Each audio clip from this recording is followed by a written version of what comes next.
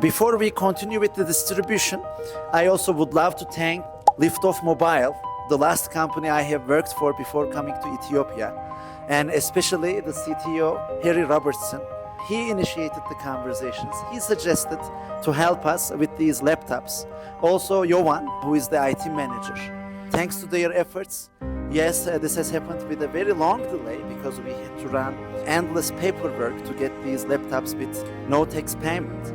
But now everything is cleared, and today we are going to distribute these laptops to great members of A2SV. We hope that in the future we will continue this collaboration and we will continue receiving in-kind donations from great organizations like Liftoff Mobile.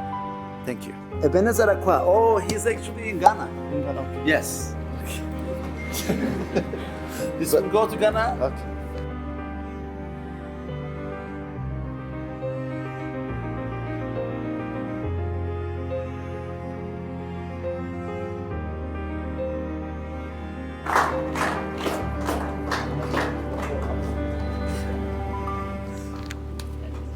Thank you, Liftoff.